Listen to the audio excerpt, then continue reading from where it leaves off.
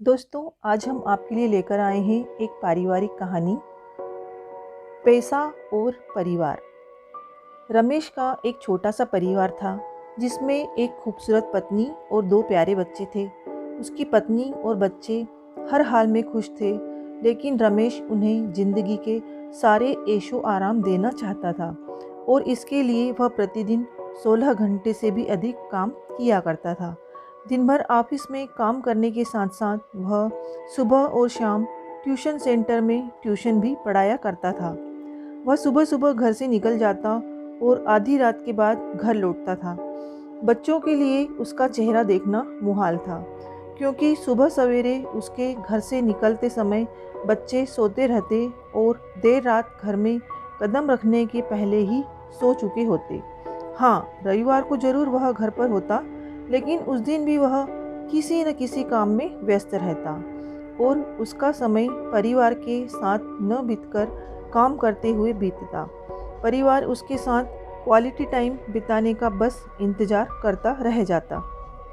पत्नी अक्सर उससे कहा करती कि उसे घर में वक्त बिताना चाहिए, बच्चे उसे बहुत मिस करते हैं। उस वक्त वह यही जवाब देता कि ये सब मैं उनके लिए ही तो कर रहा हूँ। बढ़ते घरेलू खर्च और स्कूल खर्च के लिए मेरा ज़्यादा काम करना ज़रूरी है। मैं उन्हें एक अच्छी ज़िंदगी देना चाहता हूँ। रमेश की यह दिनचर्या वर्षों जारी रही।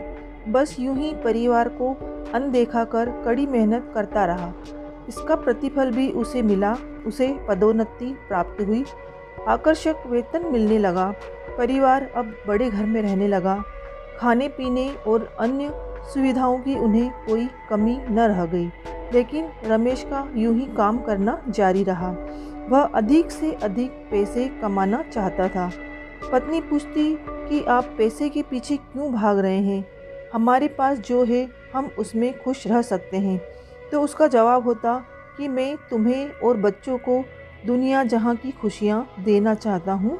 बस कुछ साल और मुझे मेहनत करने दो। पत्नी चुप हो जाती। 2 साल और बीते। इन 2 सालों में रमेश बमुश्किल अपने परिवार के साथ समय बिता पाया। बच्चे अपने पिता को देखने, उससे बात करने तरस गए। इस बीच एक दिन रमेश की किस्मत खुल गई।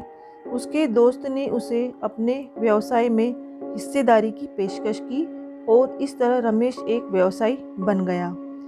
व्यवसाय अच्छा निकला और रमेश को पैसे की कोई कमी न रह गई थी।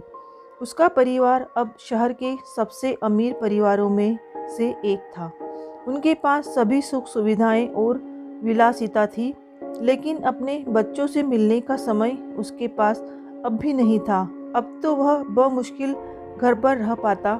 उसका अधिकांश समय घर से दूर बिजनेस टूर पर बीतता।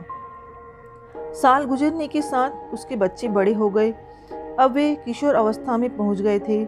रमेश ने भी इन सालों में इतना पैसा कमा लिया था कि अगली 5 पीढ़ियां शानदार जीवन जी सकती थी।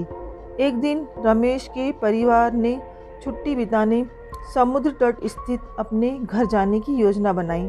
बेटी ने उससे पूछा, पापा क्या आप एक दिन हमारे साथ बिताएंगे? रमेश ने जवाब दिया, हाँ जरूर, कल तुम लोग आ जाओ। मैं कुछ काम निपटा कर 2 दिन में वहाँ पहुँचता हूँ। उसके बाद का मेरा पूरा समय तुम लोगों का है। पूरा परिवार बहुत खुश हो गया। वे समुद्र तट स्थित अपने घर पर चले गए। 2 दिन बाद रमेश वहाँ पहुँचा, लेकिन उस दिन उसके साथ समय बिताने कोई नहीं था। दुर्भाग्य से वे सभी उस दिन सुबह आई सुनामी में बह गए थे। रमेश अपनी पत्नी और बच्चों को कभी नहीं देख सकता था। करोड़ों की संपत्ति होने के बाद भी वह उनके साथ एक पल नहीं खरीद सकता है। वह पछताने लगा। पत्नी के कहे शब्द उसे याद आने लगे। आप पैसों के पीछे क्यों भाग रहे हैं? हमारे पास जो है हम उसमें खुश रह सकते हैं। तो दोस्तों, पैसा सब कुछ नहीं खरीद सकता, इसलिए पैसों के लिए अपने परिवार को महत्व देना कम मत करें। पैसा खो देने के बाद फिर से कमाया जा सकता है, लेकिन अपनों को खो देने के बाद दोबारा वापस नहीं पाया जा सकता।